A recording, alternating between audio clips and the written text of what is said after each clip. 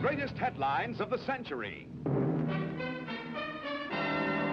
Dateline India, August 15th, 1947. In a moment, the story. India's battle for independence from the British Empire had been a pressing problem since the early years of the 20th century. Mohandas K. Gandhi, spiritual leader of millions of Hindus, had waged a passive war for several decades before the negotiations were to take a favorable trend. At the conclusion of World War II, Great Britain offered an autonomous state of existence to all of India, leaving the door open for complete independence later.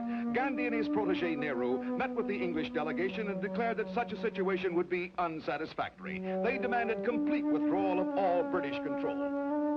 Then on March 14th, 1946, England offered complete independence. The years of unrest could now be brought to a close, but the problems facing such a course were many. The Asian country for centuries had been divided into two major religious groups, the Hindus and the Muslims. Now that complete freedom was within their grasp, the two religious philosophies clashed violently. Muhammad Ali Jinnah, head of the powerful Muslim League, argued for a separate Muslim state of Pakistan.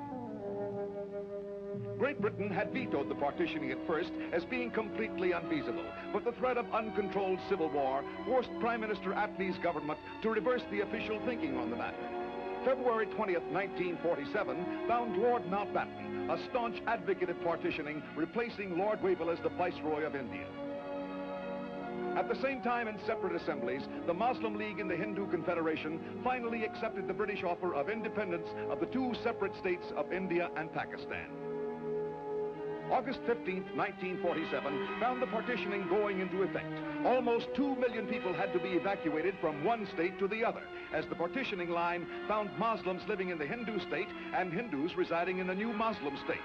Hungry and homeless refugees set up housekeeping in the streets of the major cities. Bewildered, they waited helplessly for someone to take care of them.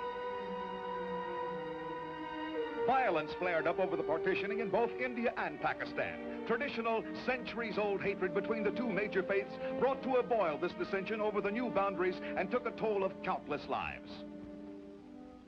Although Pakistan had chosen complete independence from Britain, India chose complete sovereignty, with the symbolic retention of the king as a trademark of the free association of the Commonwealth members.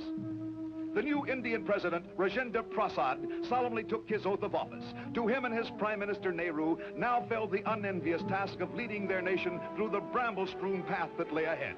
India had received its long-sought independence, but it knew too well that the problem of retaining its freedom and healing its fierce domestic rifts would prove a larger battle still.